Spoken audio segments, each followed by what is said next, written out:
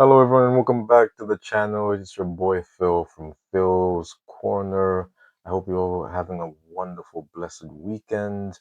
We have some crazy action to talk about from yesterday's World Cup slate. This is the day four of the 2026 FIFA World Cup. But yeah, let's first dive into day three and just the craziness which happened. Of course, the day starting off with Qatar playing Switzerland, not a game which many people gonna think much of. I really thought that this was gonna handedly beat the Qatari. Qatar have never gotten a point at the World Cup before, but they just so managed to do that with basically the last meaningful action of the game.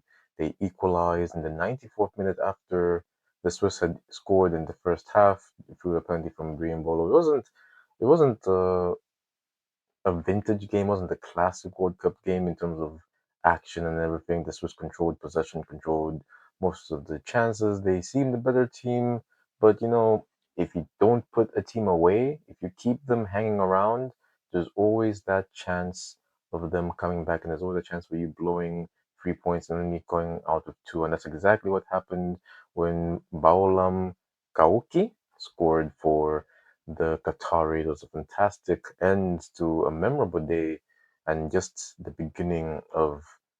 I mean, if it ends as a draw, is it an upset? Not really, but it's a shock. But plenty of shocks. Not the only draw of the day.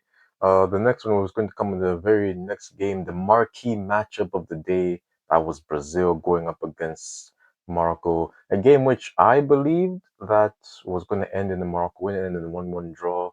Vinicius Jr. equalizing with a terrific goal, but not before a wonderful chip by Ismail Salibari,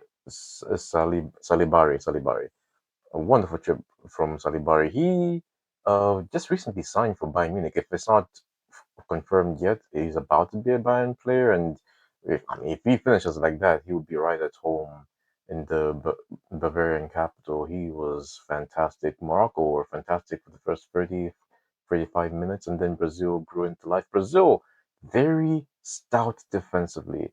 I mean, you expect this from a Carlo Ancelotti run team, the Italian masterclass that the Italian mastermind that he is, who built up a reputation on strong defense as well as good attacks. But when you have Gabriel and Marquinhos as your center backs, you're bound to be very good defensively, and they were for most of the game. It will be hard to beat Brazil, but going forward, Igor Thiago. I mean, what can I say? I said I wasn't that impressed by him, and he showed me every reason why I may have been right. Vinicius was Vinicius. Rafinha didn't really play the same way he plays for Barca, but I know he normally plays on the left of Barca, he plays on the right of Brazil, but you expect better either way. But going up against Mazraoui and Ashraf Hakimi, I think the Moroccans did fairly well. But all in all, entertaining game, especially in the first half. Second half kind of died down as it became more of like a boxing match where no one was actually going for a haymaker, but it was a very fun start and middle of the game. Then that brought us to the next matchup, which again was supposed to be a one-sided slaughter, really. But Haiti were able to hold their own against Scotland. They lost in the end. There was no lingering, when a team lingers Qatar linger on against Switzerland, they punished them. Haiti almost did, had a header towards the end of the match, which they easily could have scored from, failed to their final balls. The shooting was just not it. They had a lot of pace, had a lot of drive. They were putting in a lot of balls in the box, but just couldn't shape up to something meaningful in the end. They had all the drive and determination. However, this is just a team that lacked the quality up front. And as much running as you want to do, if you don't have that lethal killer pass and you don't have that deadly finisher, there's not much you do, especially against the Scotland team, which is buoyed by plenty of talent, plenty of wealth from the Premier League. It was current Europa League champion John McGinn and captain of Aston Villa who was able to put the winning goal in the first half for the Scots. And they've never made it out to group stages or have in the World Cup. They have a great chance now after this win against Haiti. They'll probably have it difficult against both Morocco and Brazil. I don't see them winning either of those matches, but As the next match showed us, anything is possible. And I say that because Australia, a team that I really didn't believe was going to score a goal at this competition, I genuinely didn't think they would score. Not only scored, they won. The Socceroos put up a wonderful showing in Vancouver. Like I said before, like I said yesterday, they're gonna work hard, they're gonna run, they're gonna do the needful. They did that in droves, but not only did they do that, they actually put end product at the end of all of it.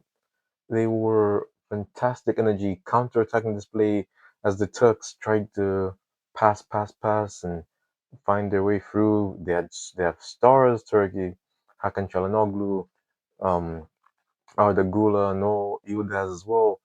Very good players, but none of them could break the deadlock. A simple pass over the top, simple pass over the top, and a beautiful finish by Nestoroy Irankunda.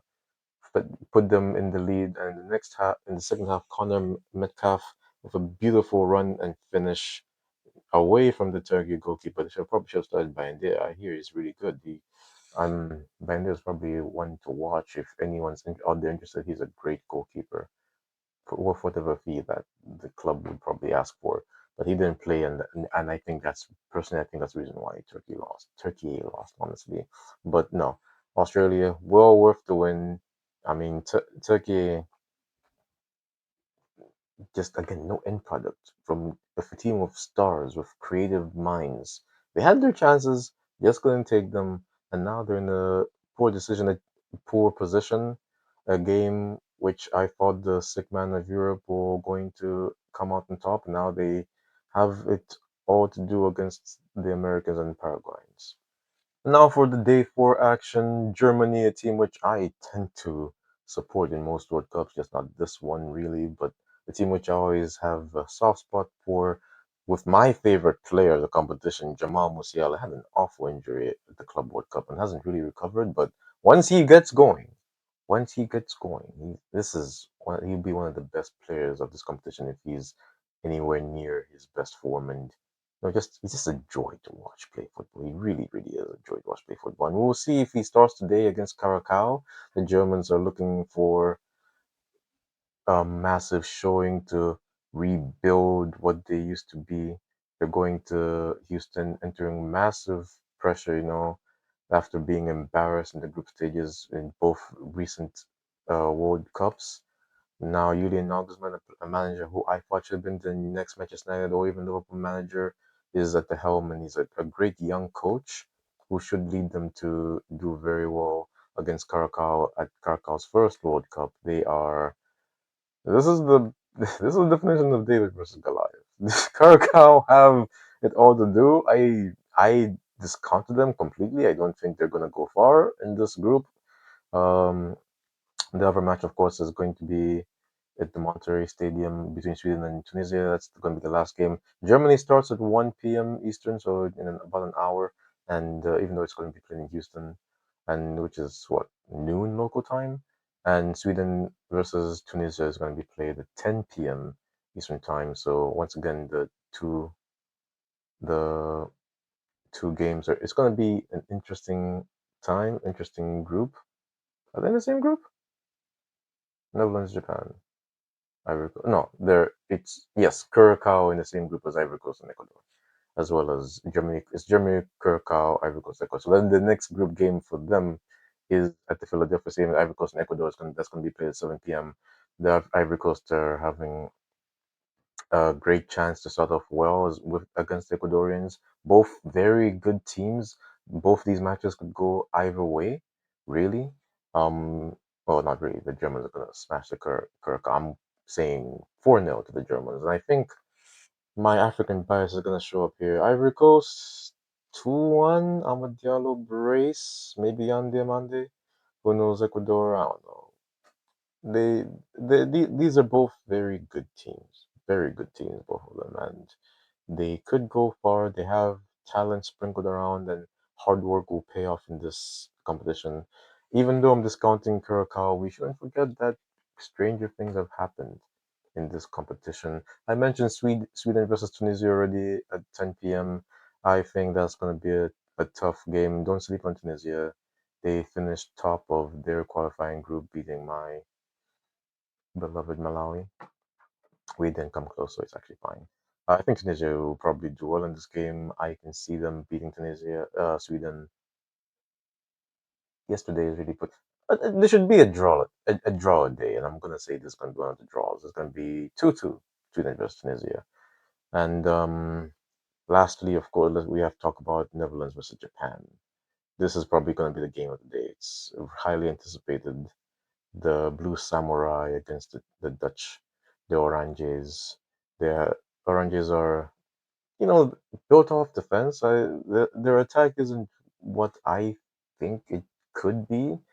I mean, like most teams in this competition, it's nowhere near the strikers I've had in the past. When you think of Van Persie, Van Nistelrooy, Van Basten, all these great players. I mean, if you dropped a Dirk Kuyt in this team, how where would he play? I think he would start for this team.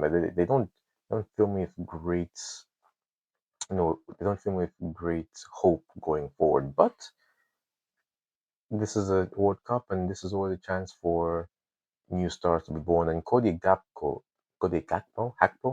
really performed for the Dutch in major competitions, and we'll see how Memphis Depay goes in trying to extend his streak as the Dutch's top goal scorer of all time. As for the Blues Samurai, Japan have a whole host of very good players. Kubo, they lost Endo, and I think he retired as well after by under the World Cup for injury. But they do have a decent midfielder in Tanaka. They have good players, Japan. They're one to watch for sure. This match is a match which I think they need to win, and I think they can win.